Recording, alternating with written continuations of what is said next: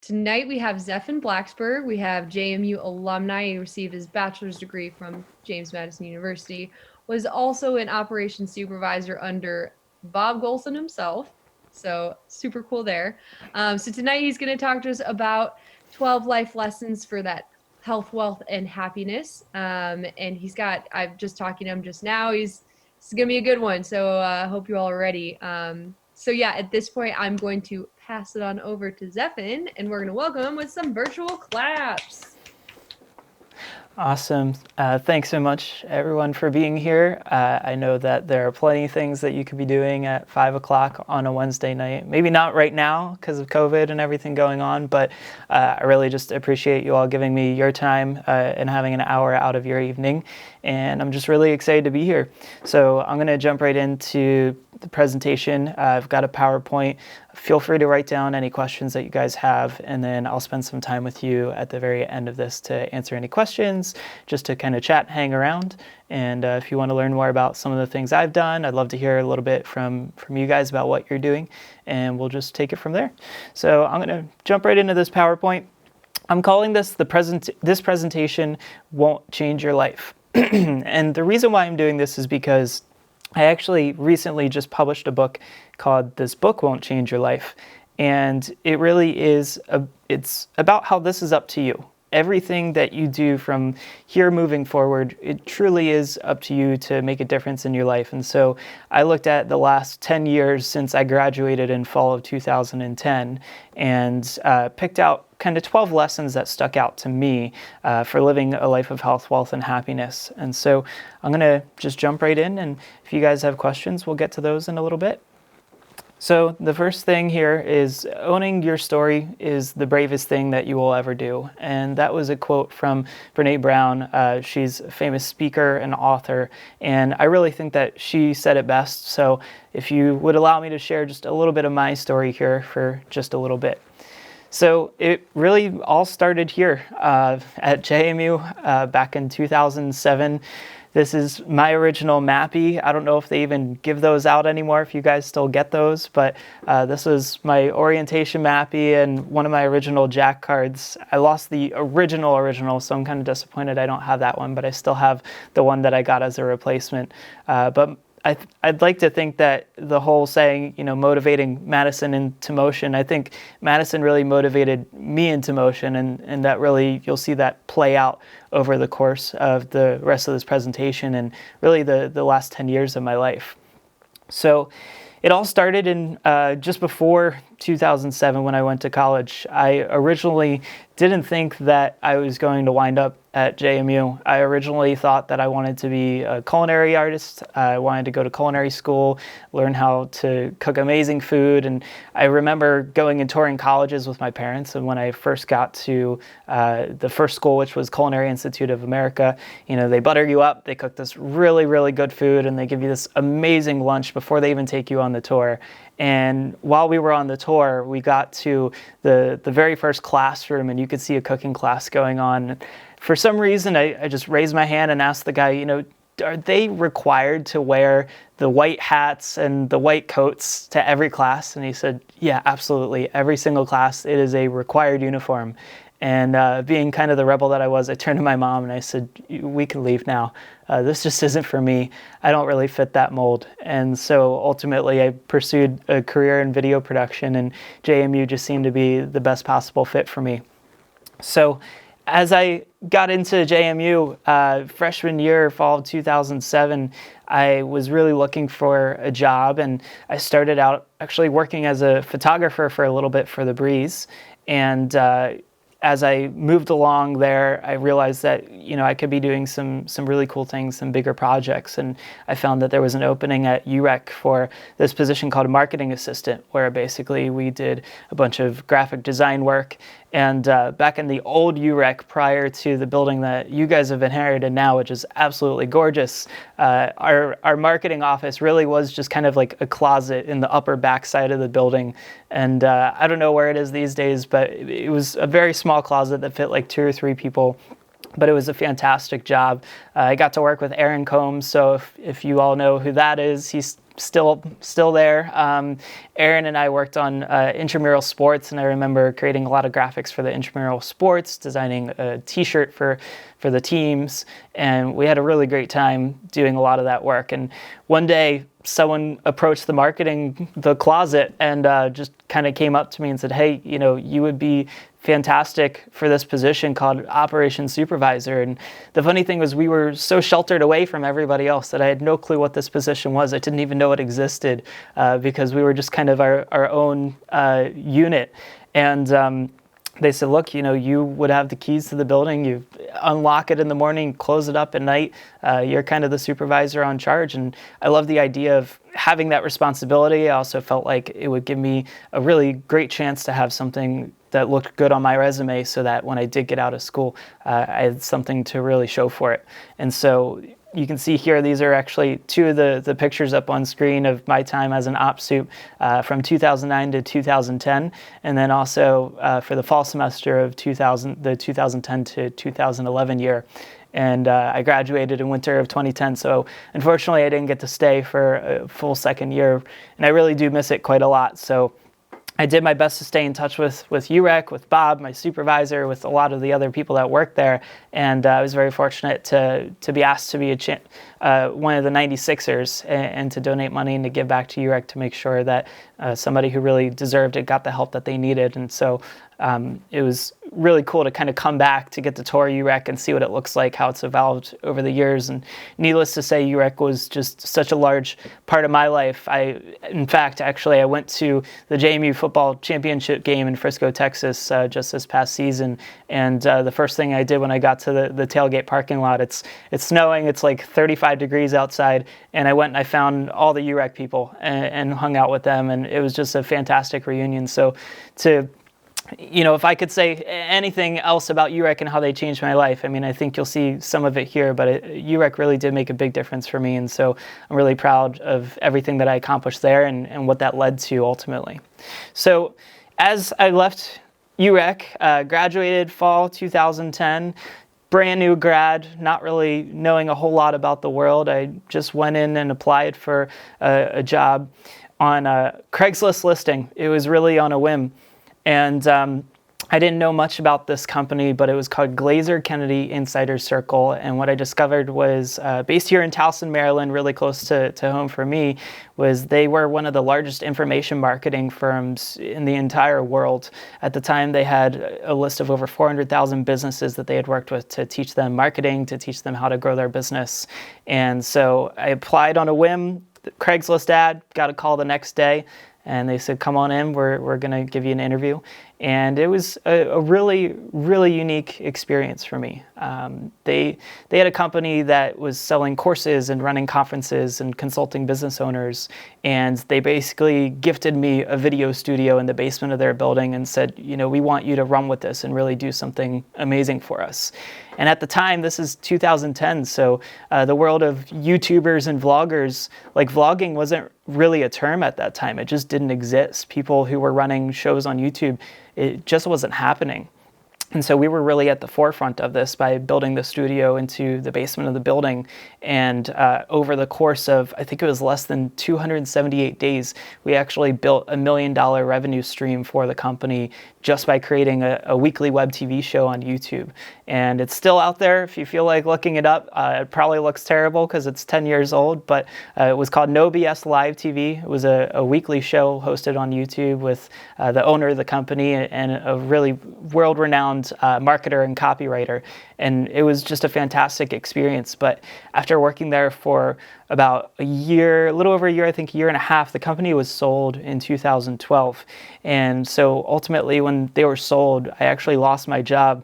And at the time, I felt like I was a failure because I really had no idea what I was doing. I thought, you grow up so that you can go to college and get your degree, and you get your degree so you can find a good job, and you find a good job so you can, buy a house and get married and have a family, and then you die, and that's your story, and that's your script. And I felt like I was a failure because the whole job part, only lasted for about a year and a half. And so I spent a little bit of time on unemployment, kind of hunted around, and ultimately found myself working for Apple. And that's actually a picture of me in front of the Apple store here in Towson, Maryland. And I worked there for a year fixing iPhones and iPads at the Genius Bar, and then in between teaching people how to use things like the video editing software on a Mac, or how to edit photos and things of that nature. And it really opened my eyes up to a lot of things, because they taught me so many lessons in being an employee. Apple always taught us the 3 A's: align, assure, and acknowledge. So this was kind of how you approach a customer service role. Was you want to align with the customer, you want to assure them that you're here to help them to resolve any issues that they have, and acknowledge that their concerns are valid, or that their being upset is valid. And that in itself was gold. That's been taken with me throughout the rest of my life in every experience that I've had in a customer service role. And being an entrepreneur and a business owner, that's really more of my role, is being that customer service position rather than actually being a videographer. It just comes up so often. And so I learned a lot. And after about maybe 9 or 10 months into the job, I started to feel this nagging feeling that something wasn't quite right, that I was just settling for this script, that I was settling for what I thought I was supposed to be doing. And truth be told, I wasn't really all that happy. And here I go thinking again, I'm a failure. Why is it that I have a job, I have a salary, I get paid every week, I can afford to live on my own? Why am I not happy?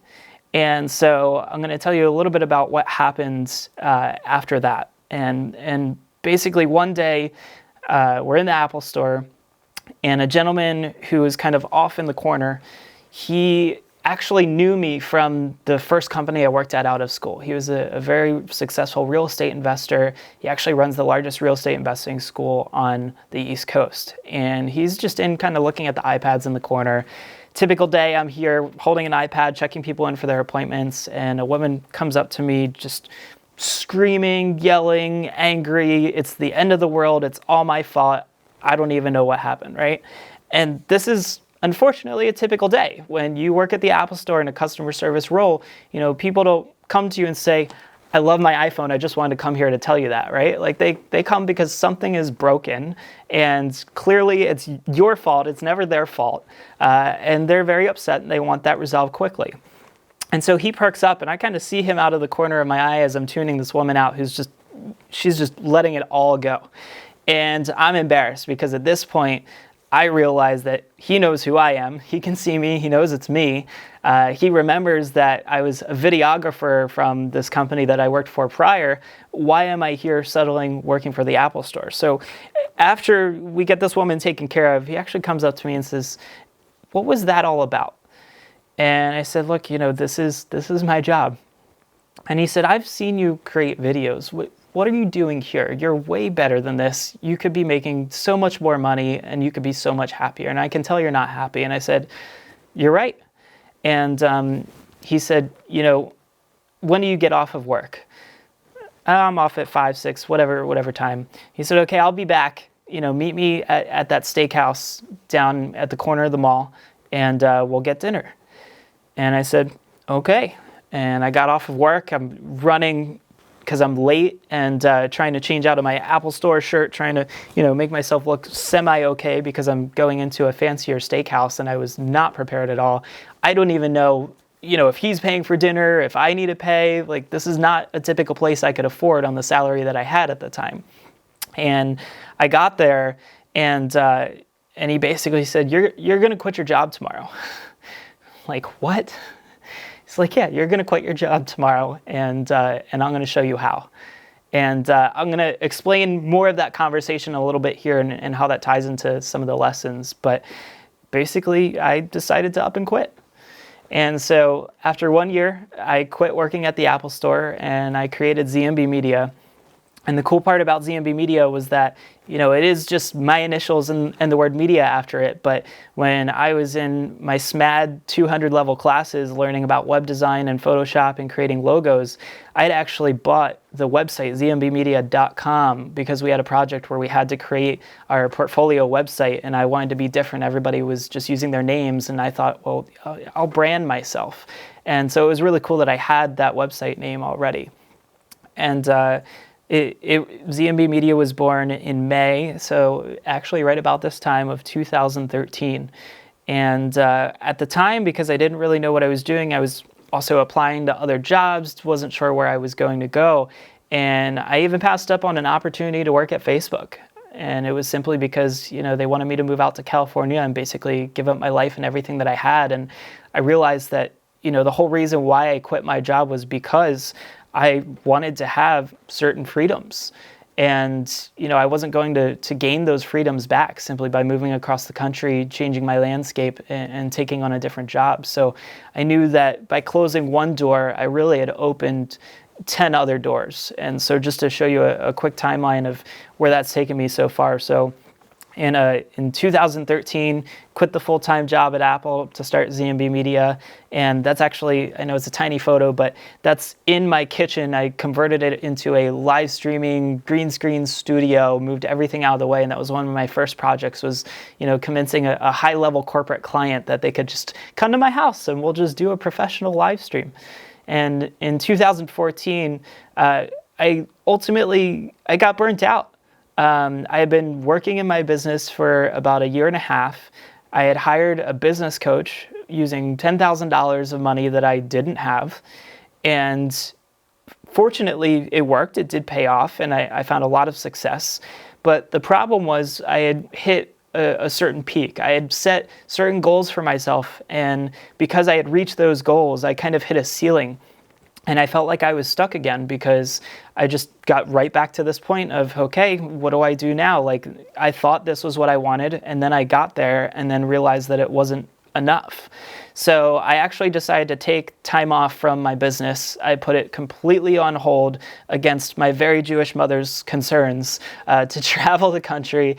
And I taught myself travel hacking from a Reddit blog post and basically racked up tons of SkyMiles points, traveled the world. Well, I started with the US. I traveled the US for free, and I took a couple months and just decided, the business can wait because I need to find out who I become when I take away those safeties and securities of being safe, being at home, having my car, being able to leave, having a job. And it was really quite a unique journey. It lasted for a little over 2 months, and that ultimately motivated me to start a podcast. The very last week of my journey, my cousin decided to come along for the ride, and we took a road trip. And on the last day of the road trip, we're driving home. It's actually New Year's Day, and he's driving. I'm reading this article on my phone that said 2015 to be a year of purpose for many people.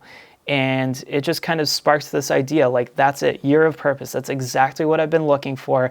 I haven't felt like I had found my purpose yet, and I needed to do something different. So I thought if I go out and start interviewing entrepreneurs, people all over the globe that are living life on their own terms, I'll find out what they did, and then I can take those strategies, bring that back for myself, incorporate those into my life, and hopefully make a difference and find out what this is that's really bugging me, that's really, kind of nagging at me and destroying my happiness. And that just set off a huge domino effect over the years. So in late 2015, I wrote and published my first book, and it became a #1 bestseller. We sold 4,000 copies on Amazon within the first month of it being out. And that was called Life Rescripted, and it's still available to this day on Amazon. And then I found that I really enjoyed this whole book publishing thing. Who knows, maybe it's going to be a new project for me. Perhaps it's a career. I don't really know, but I started to follow it. And so in 2016, I released the Grateful series, and that was 3 adult coloring books and gratitude journals. And then in 2017, JMU invited me back to do a TEDx talk, which I'm extremely grateful for. 2018, I thought, I knew all these things about travel hacking. I'd been flying for free for a couple years. Let's put out a book about that. And then in 2019, I released my 6th book, and that was kind of a gratitude journal, a little bit of some, adult coloring going on, some motivational quotes and things of that nature. And that kind of leads me to today, which today I currently have probably one of my favorite books that really did inspire this talk here, which was This Book Won't Change Your Life. And so that podcast that I did, the Year of Purpose podcast, I took all of the episodes, all 175 interviews, and I got them transcribed. And working along with a ghostwriter, we tried to distill down 36 of the best interviews to put that information all in a book. And so that's really what inspired this presentation here. And since then, it's just been absolutely insane. So since then, I've been able to work in the real White House, and that's Hillary Clinton right there. And then I've been in the fake White House. This is actually the set of House of Cards, season 5, I believe, episode 11 and 12. If you want to go back and care to watch those again. The podcast that I created became a top podcast on iTunes. It was actually on the front page of iTunes for, I think, a good 8 weeks. And it rose pretty quickly to that #1 spot in the first 4 weeks. And then it stayed there for quite a long time after that. 175 episodes, 100,000 downloads. And I got to interview people such as the Iron Cowboy. So the Iron Cowboy decided to run 50 Ironman races in 50 consecutive days in 50 different states. There's actually a really cool documentary about him that I think is on Netflix. And I've interviewed the first woman to ever stand up paddleboard the Bering Strait. And I've just met fantastic people from all over the globe that truly were, living out their life purpose and living life on their own terms. And I think that was really exactly what I was looking for at the time. If you go back to the right after the job where I had lost my job and I felt like I was a failure, or if you go back to the Apple Store 9 months in where I really felt like what I was doing wasn't right, it wasn't congruent with the story that I really wanted to live. And I've been just extremely fortunate since that time. 2 of my books have become bestsellers since then. I've gotten to travel the world. I actually lead youth group trips in my free time over the summers around the world. We've gone to Italy, we've gone to Slovenia, we've gone to Dominican Republic, London, Paris, and it's just been an extremely rewarding ride so far. I've been able to film with Fifth Harmony. That's a Bryce Vine concert as of recently in the bottom right. That was back in February that I got to film. And so truly, why do I tell you all of this and all this background on me and spend all this time to talk about? It's really because, and I think this guy said it best, Jonathan Gottschall, he's the author of The Storytelling Animal. He said, we are as a species addicted to story. And so even when the body goes to sleep, the mind stays up all night telling itself stories. And so that's really where this presentation leads, is really about stories and what stories you guys are telling yourselves about your life and where you think that you should be going and where you want to head moving forward. So let's jump into the lessons, because truthfully, I know that's a lot about myself, and I want you to realize that I am not sharing this because it's really not about gloating. This is truly about showing you where life can lead when you implement things that you learn from others, when you really take control over your story and realize that it truly is in your hands. So the first lesson that I have for you is lesson #1.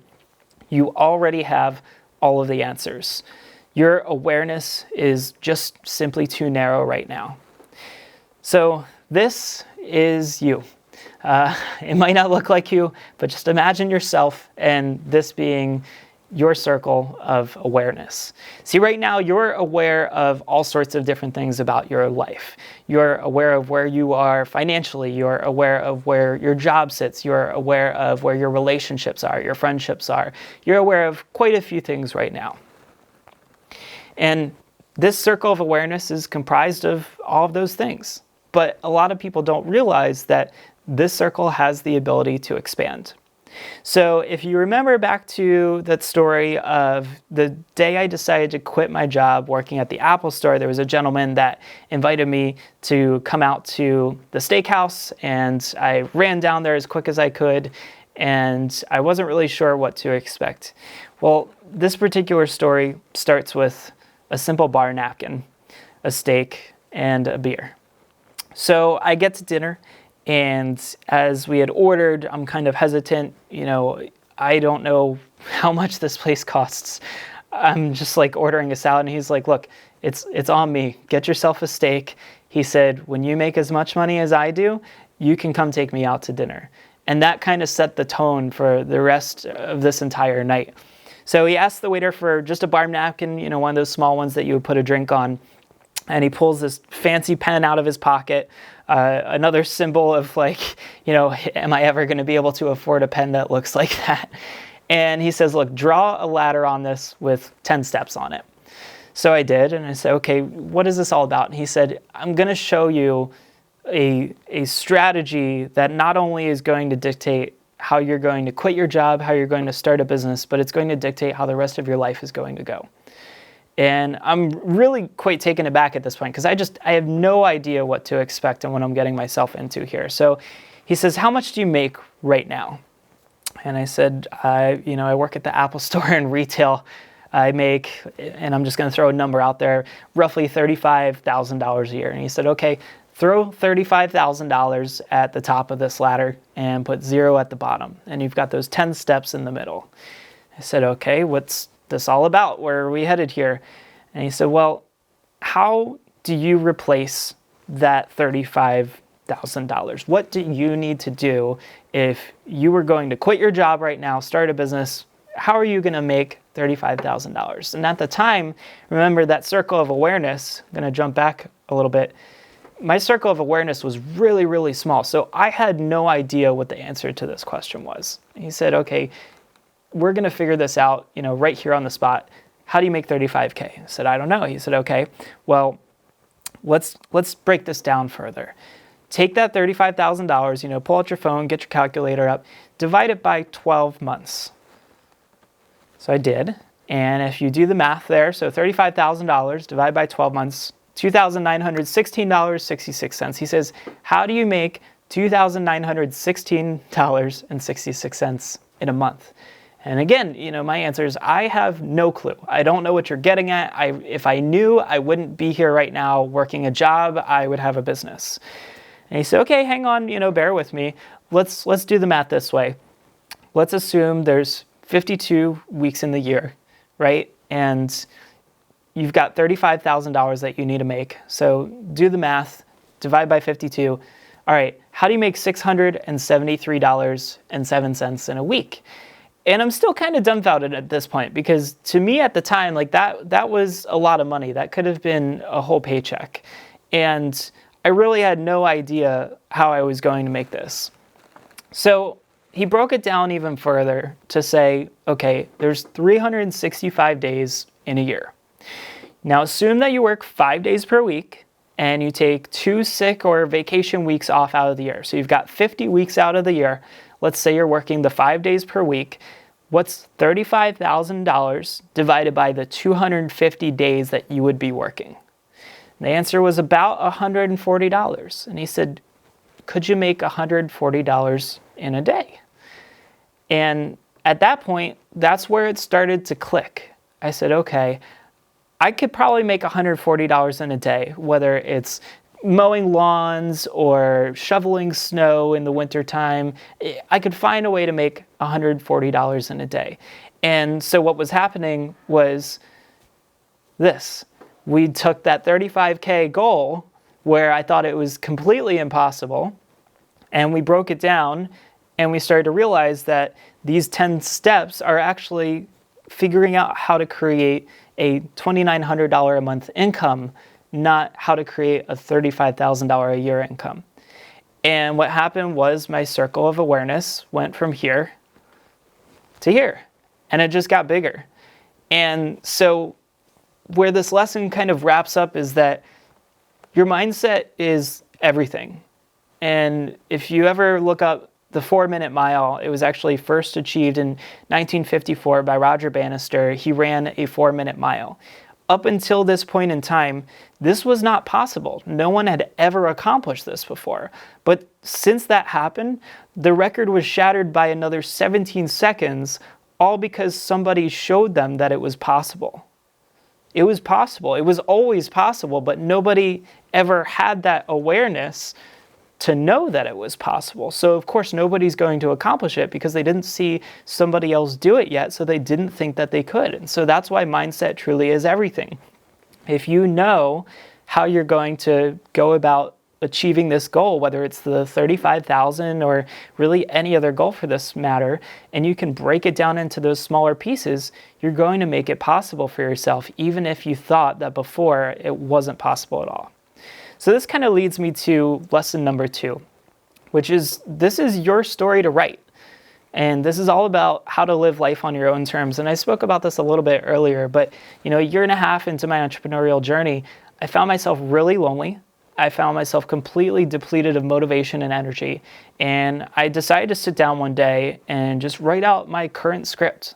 Where am I in every aspect of my life? I literally went to the store, I grabbed like a 6-pack of my favorite drink, I sat it down in my living room, turned on a movie and said, I am going to sit here until I figure this out. My relationships, my family, my work, my physical, my mental health, financially, every piece of my life, I am going to script this out. And I wrote the script, and then I took a look and I said, okay, clearly this is not where I want to be, right? This is just where I'm at right now. I moved those papers to the side and I started writing a new script. And using that paper napkin method, I started to write the new script of what I wanted to see for my own life. And just pages and pages were flying off because I was going back through every single aspect of my life that I had written out before. And I was rewriting that story of where I wanted it to be by using that napkin method. So as I was doing a lot of this, I found a guy named Shawn Achor, and he's an author in positive psychology. He has a fantastic TED Talk that I really encourage everybody to watch when you get a free 12 minutes. He said that the lens through which your brain views the world shapes your reality. And so I had been looking at my script that was passed down to me from my parents as my reality. I thought you go to college, you get your degree so you can get a job, you get a job so you can get a house, you get a house so you can build a family and get married, and then you do that so you can retire, and then you die. And that's kind of morbid if you think about it. Like it's a script that many people live, but it's very average. There really wasn't anything special about that script. And so that's where I have to say, start writing. Statistics show, and I don't think that you can do this on your phone. This isn't one of those take out your phone, write some notes in the Notes app. I really think that you do have to write this out. I know we're in a digital world. I hate physically writing too, but statistics have shown that if you write this down, if you write your goals, and you have an 80% higher likelihood of actually achieving them. I know it sounds weird. I know it sounds like extra work. I know that it's something that most people don't want to do. It sounds cheesy or you're not used to that. I get it because I'm in the same boat. If you look at my office, like I have just one little notepad and this is all I ever use for writing because I hate writing. And so I understand. But you would be completely shocked how your world changes when you write down those goals on a physical piece of paper and let that sit there with you throughout the day because you're going to see it. So I'll write down Post-it notes and I'll stick it to my computer screen and it will be there for me to see, from now until I achieve that goal. So I can't stress enough how important it is to do that. And so if you're thinking at this point, I don't really know how to do that. I don't have a framework. I have to give a quick little shameless plug. This is my first book, and this is what I wrote it about, was Life Rescripted. It was about giving you that framework. If you truly wanted to sit down and write out your current script, it asks you all the questions that you need to answer so that you can find out the pieces that you want to change. And so, again, shameless plug, I literally make $2 off each book sale. I'm not doing this to try to make money. This is truly, I learned something. I thought it was really important to share it with the world, and so that's why I turned it into a book format. So the next lesson number 3, is about building your tribe and how to become an authority without knowing it all. And this was something that I kind of fell upon by accident. So I found that in my community in Baltimore, Maryland, the videography world was pretty competitive. And a lot of people in this community were not nice to each other. They weren't really working together. It was always, how did he get that gig? How's he working with that client? He doesn't deserve them. I could do it better.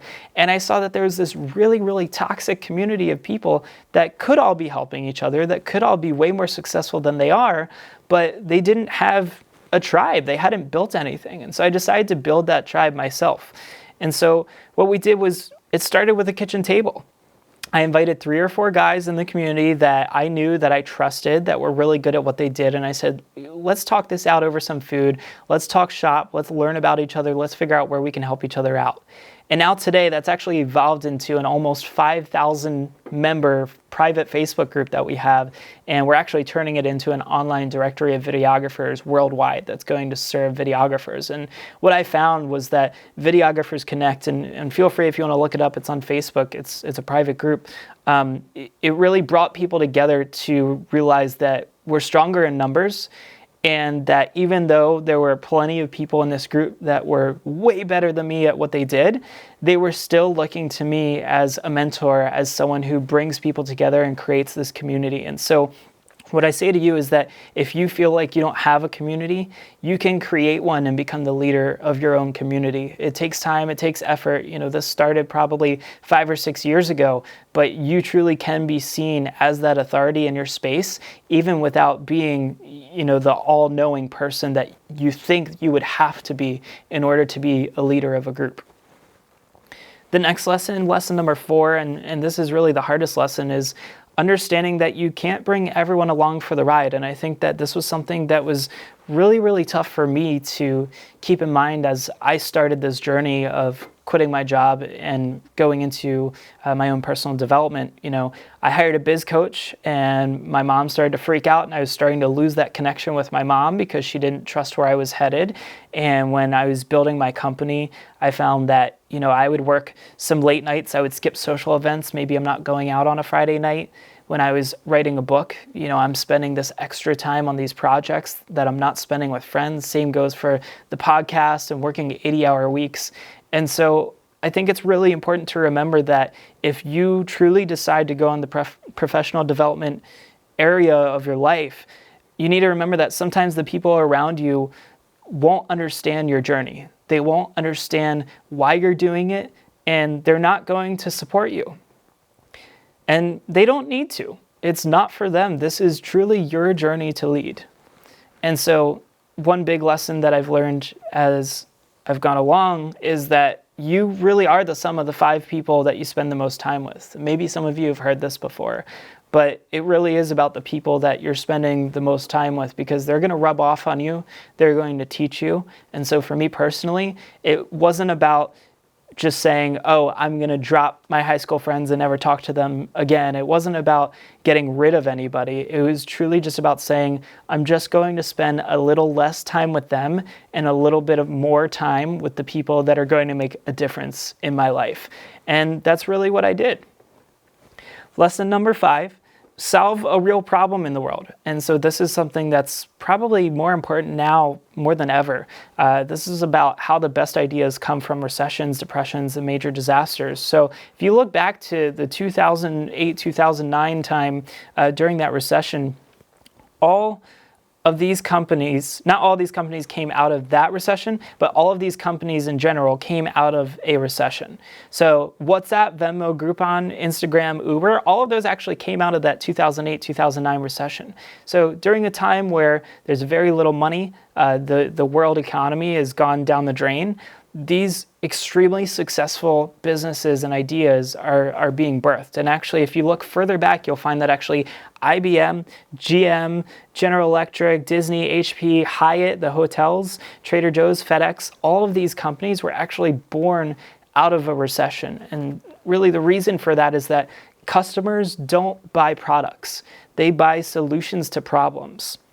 So if you want to make a major difference in the world and impact the lives of others, you need to solve problems. And if you think back to my job at the Apple Store, the woman that came in that day that I decided to quit my job, she was looking for a solution to a problem. She wasn't looking for a new phone. She wanted her phone that had her pictures of her dog on it and her family or whatever. She wanted a solution to the problem. She didn't want the product. And so this is just kind of a piece of advice as far as if you think about becoming an entrepreneur or going into a business, or any time that you feel like you want to create a change in the world, especially now more than ever when maybe you're stuck inside or you're stuck at home. This time is the the best possible time where you can take those chances and royally screw up and completely come back from this. That was a big thing that my dad told me when I first decided to quit my job. While my mom was freaking out, my dad said, look, this is the one time you can royally screw this up and still come back from it. And so that's really the big thing that I want to stress to you right now is you are in the best possible time to start creating a difference in the world. It's right now. And that leads me into my next lesson, which is lesson number 6. As you're trying to make a difference in the world, if you forget about taking care of your body's going to remind you. So here's some simple health rules because we do forget them from time to time. And as I got older and when I was out of school, I actually forgot about this. And in turn, I herniated 2 discs in my lower back. And it took me out of doing quite a lot of physical activity and things that I loved that I'll share with you in a little bit here. But I saw this image that was shared the other day. And I want to share this with you not because it was shared in relation to the COVID-19 outbreak, but because I feel like everybody needs to be reminded of this from time to time. So this was an isolation well-being sheet, and it just had check boxes for shower, medication, drink water, clean one thing or one space, tend to something that's growing or living, be mindfully present to a sound or a song, a sensory feeling, something that you see, a spiritual practice, reach out to a human outside your home, do one thing that'll get your heart rate up, do one thing that you'll be glad you did later, do one thing just because you want to, and get in at least one good laugh.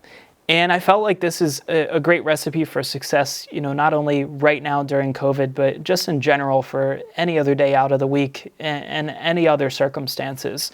And one other guideline that I absolutely love is from a book called The Miracle Morning. And the author, Hal Elrod, I interviewed him on my podcast and actually feature him in that most recent book that I published. But he talks about his savers, and this is his goals for winning the day. And he lays out in his book a plan that you can do this in as little as 5 minutes, or if you want to take a full hour every morning. And that's just silence. This is time for meditation or prayer. Affirmations, positive affirmations, visualizing your day and where you're going to go and what you're going to do. Exercise, reading, and then scribing, which is basically just writing. And this SAVERS acronym is a really easy way to remember how to kind of win that day over. And I highly encourage you, if this sounds like something you'd be interested in, if you need a better morning routine, there really is no better book than The Miracle Morning, or just kind of reading more about Hal Elrod online or watching some of his videos. Lesson number 7, don't lose your marbles, building an iron mindset. So mindset really is quite an important piece of this. And so there's someone that I want to share with you. I don't know if you've ever seen this man before, but this man's named Henry Rollins. And he's kind of like a punk rock star, but also a motivational speaker. And one of the best pieces, my favorite pieces that he wrote was, he said, "The iron never lies to you. You can walk outside and listen to all kinds of talk, get told that you're a god or a total bastard. The iron will always kick you the real deal. The iron is the great reference point, the all-knowing perspective giver, always there like a beacon in the pitch black.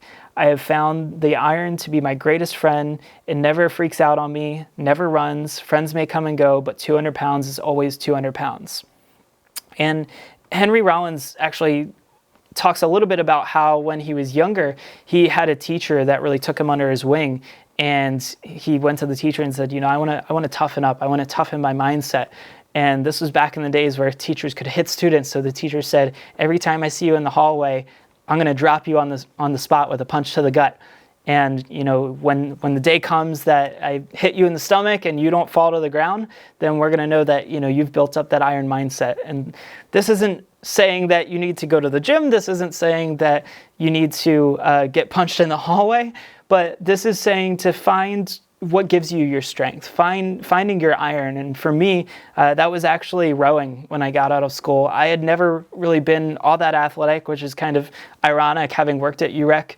And, I played ultimate frisbee a little bit intramural-wise, but it's really about finding your iron and finding what's important to you and what's going to bring you peace of mind. And for me, every time I got out on the water, it brought me peace of mind. Lesson number 8, is noticing opportunities, how to overcome hesitation and find major wins. So really one of my biggest wins that I had was getting on set for House of Cards. It was something that I hadn't planned on doing, but I was in the car on the way to a video shoot, and I had one of my assistant videographers with me, and he said, look, I just got this email. They're looking for a production assistant. I said, you know what? Instead of emailing them back, because he said, I can't do this, but if you're available, you should try for it. I said, don't email them back. Is there a phone number in the email signature? Called her right on the spot, said, look, I am not a student anymore. I'm a graduate, but I really would love this opportunity. And sure enough, they gave it to me. And so, here you see me sitting in the fake Oval Office of House of Cards. And that truly was about identifying an opportunity and saying, now is the time to jump on this and make this happen for myself. And so here you can see, it really starts with growing your awareness for new opportunities. We talked about how your circle or that bubble that you're in is kind of small at the beginning. And so as your awareness grows, there's something that's called the law of attraction that's going to start to take hold. And if you haven't heard of the law of attraction, this comes from, there's a book by Rhonda Byrne called The Secret. There's also a documentary that's out there. But basically they say you can create anything that you want. But to do that, you must follow the principles of the law. Eliminate all doubt and replace it with the full expectation that you will receive what you are asking for. If you're not receiving what you are asking for, it is not the law that has failed. It means that your doubt is greater than your faith. So really quick, just to talk about this one, the law of attraction doesn't dictate that if I think, oh, I'm going to walk outside and I'm going to find a pot of gold at the end of the rainbow and I'm going to be a millionaire. And, of course, you walk outside and it's not there, right? That's not going to happen. But with the law of attraction, I can tell you that anytime I have gone into the gym, anytime I've gone somewhere, if I've had my hood up, if I've had earbuds in, if I've got my head looking down, I'm not going to attract a conversation, right? I don't look like a person that's going to attract conversation. And so it really goes back to that mindset of having that mindset, knowing exactly the script that you want to obtain, and then keeping in mind what you want to attract, and it's going to come to you. It truly is. And be reasonable, right? I'm not going to, like I said, I'm not going to walk out of here tomorrow and say, I'm going to attract $1 million. It's not going to happen. But if I say, I'm going to attract a higher earning business, and I have that 10-step ladder, and over the next year, I'm going to work every day towards that, and I'm going to remind myself that I am going to attract that.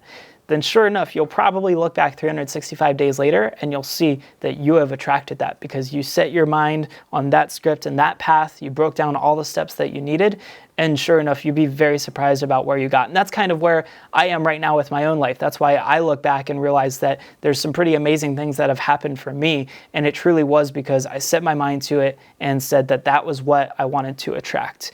So as we get down to the finish line here, lesson number 9, I want to bring this up for you, and we'll talk more about anything you have questions on afterwards. Feel free to ask in just a few minutes here. Lesson number 9, become financially literate. Financial Lessons for a Lifetime. So these are just a few of the books that I highly recommend. Take a screenshot, write them down.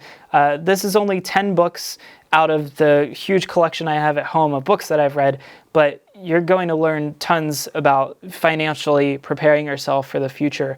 And, I think back to being an employee actually when I was at UREC and how I was starting to save money and learn some of these principles then, and it truly has set me up for greater success for where I am right now. But some quick personal finance tips. Obviously, I am not an accountant. I'm not your financial guy. I can't be held liable, but just some things I've learned is start investing yesterday. The best day to start putting money aside, whether it's a savings account, whether it's in a retirement fund, really was yesterday.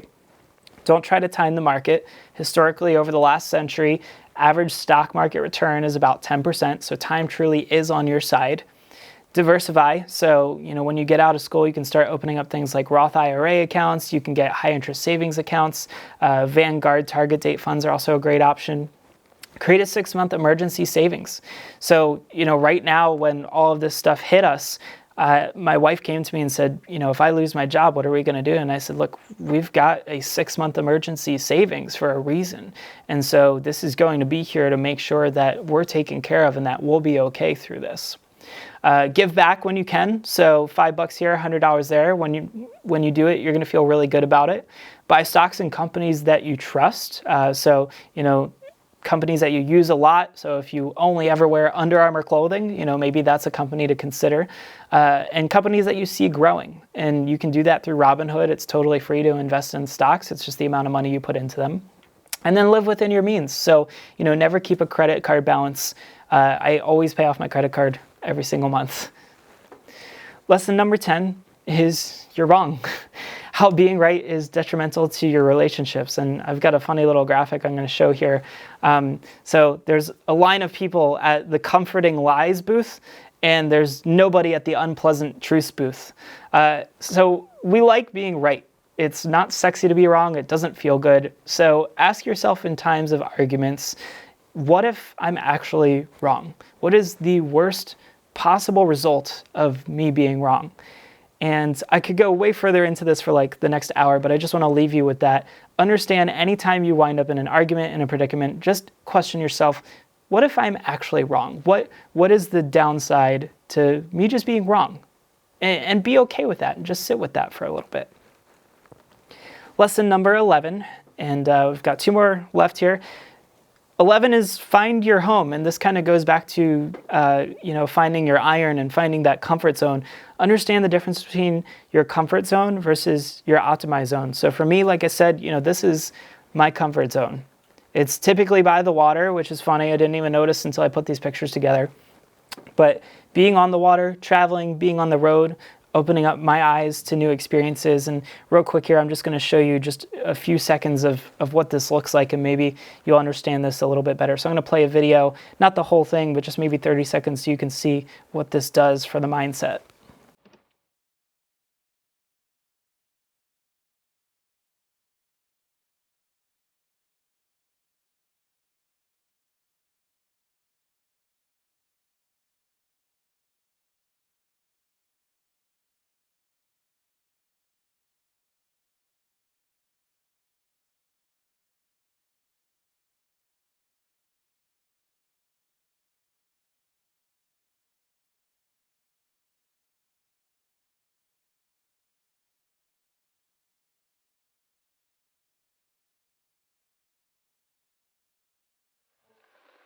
So as you could see there, that really is kind of where I find my iron mindset. That's where the magic happens for me. And so there's 2 quick diagrams here. The magic truly does happen outside of your comfort zone. And you do have an optimized zone, a state of flow, which you can see in this graph here, is really at the intersection of a really high challenge level, where that meets having to use really high level skills. So just understand that if you're looking for that place of flow where you are optimized and at your best, it's going to happen at that intersection of having a very high level of challenge and a very high level of skill that's necessary. And this takes me into the last and final lesson that I have for you guys tonight, and then we'll jump into some questions here, is lesson number 12, 10% better, how taking small steps leads to big gains. So if you remember back to that napkin that we talked about earlier, it was about those 10 steps, or in the case of a year, 12 steps, and dividing it down. There really is power in taking those smaller steps. And one of the best books that I read about this is called 10% Happier. That's by Dan Harris. And 10% Happier is a book about his discovery of meditation. He takes us through his personal journey, starting with his addiction to the rush of adrenaline from covering live news events in dangerous locations to his subsequent breakdown on live TV as a news anchor.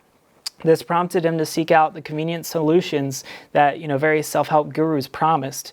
And among these was meditation, which was a practice that he was initially skeptical about. But he came to appreciate the value of meditation by speaking to more sensible advocates who explained to him the benefits of the practice without the unnecessary jargon. He experiences a breakthrough ultimately by going on his own meditation retreat for several days. So you'll see here, that step ladder that we drew on that napkin really changes when you consider, what step you've reached today and you look back over time. Looking back, could I have predicted that my life would have played out this way? Absolutely not. That's in the yellow shirts. That's actually me when I was working under marketing, and then the 2 other pictures were as an op soup. I could not have looked back and connected those dots and said, I will meet these amazing people, do these amazing things, publish a book. That's really not what it's about. And Steve Jobs said, you can't connect the dots looking forward. You can only connect them looking backwards. So you have to trust that the dots are somehow going to connect for you in your future. And you have to trust in something, whether it's your gut, your destiny, life, karma, whatever it is. But this approach has never let him down, and it's made all the difference in his life, and of course has made a big difference in my life. So will this presentation change your life? No, it's truly up to you.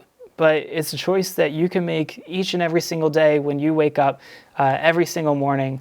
And so I want to thank you guys for listening and for tuning into this, and just kind of say, you could take what I've given you and you could ignore the time-tested lessons that thousands of people before me have leveraged. But at the end of the day, the choice is yours, and it is what you make of it. So thank you guys so much for tuning in for the 12 lessons that I had. And if you have any questions, I'd be happy to take them and to hear from you guys.